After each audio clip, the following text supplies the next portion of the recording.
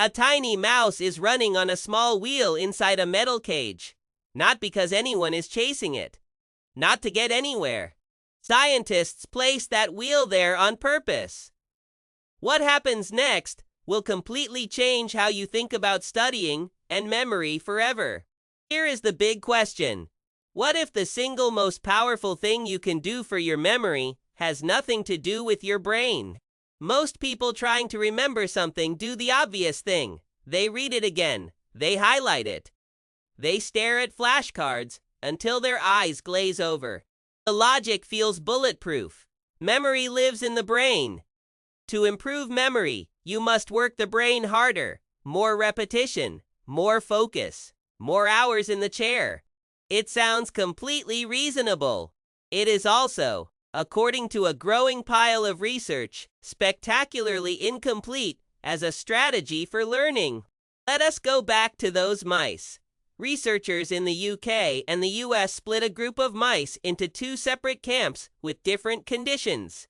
One group received a running wheel in their cage, a tiny rodent gym, open 24 hours a day. No membership fee required at all. The other group received nothing extra, just a regular cage with no wheel. Then both groups were given exactly the same memory test to complete. Learn which pattern on a screen to tap with your nose, and you get a treat. That was the test. Simple enough to understand. But the results were not simple at all. The runners nailed the test at nearly double the accuracy of the mice that had not exercised. Not 10% better, not 20% better, almost 100% better. Jogging had quietly upgraded their brains while absolutely nobody was watching them. Okay, you might say, those are mice. Mice also think a cardboard tube is a 5-star hotel. What about actual human beings? Fair point. So scientists in Ireland recruited a group of college students, the kind who spend most waking hours sitting in lecture halls.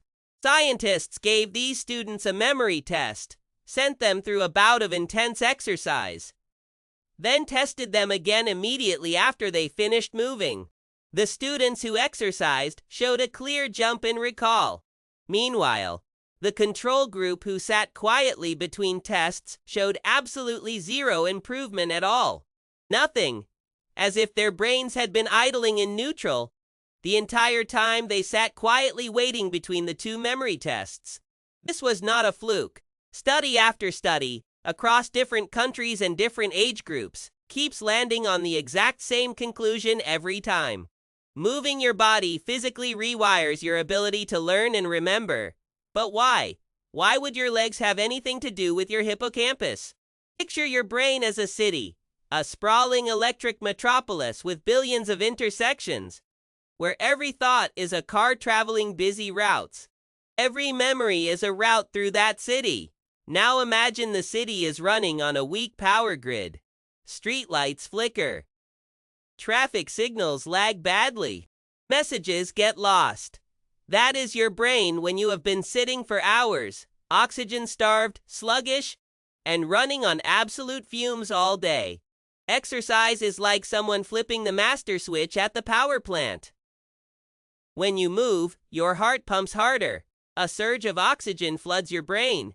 Suddenly, the lights are blazing. The signals are crisp. The whole network hums. Your brain shifts from fumes back to full roaring power instantly. But it goes deeper than oxygen. When you exercise, your brain produces a protein with a name that sounds like a genuine superhero serum. Brain-derived neurotrophic factor, BDNF. Think of BDNF as fertilizer for your neurons. It strengthens connections and helps brain signals travel dramatically faster.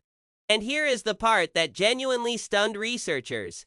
BDNF encourages the growth of brand new brain cells. Yes, new neurons. In adult brains. For decades, scientists believed you were born with all the neurons you would ever get, and it was all downhill from that point onward. Turns out, that is wrong. Exercise can literally make your brain grow new hardware. The old belief was not just incomplete, it was completely backwards. Researchers confirmed this by studying older mice that could barely move. These sedentary aging mice showed almost no new neuron growth at all. They struggled badly on learning tasks. Their brains were, in a sense, shrinking while they sat completely still, day after day in their cages. The contrast with the runners was stark, almost unsettling. Movement was not just helping memory. It was building the infrastructure that memory physically depends on. So zoom back out. Think about the last time you sat at a desk for 5 straight hours drilling information into your skull with total determination. Every minute glued to that chair, your brain was slowly dimming its own lights. Oxygen thinning, BDNF drying up. The construction crew had clocked out completely.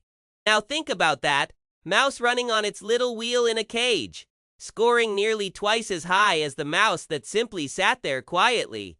Maybe the smartest thing you can do for your brain is not to think harder. Maybe it is to lace up your shoes and step outside today. Let your legs do the remembering for a while. Your brain will thank you in ways that no amount of extra hours staring at flashcards ever could.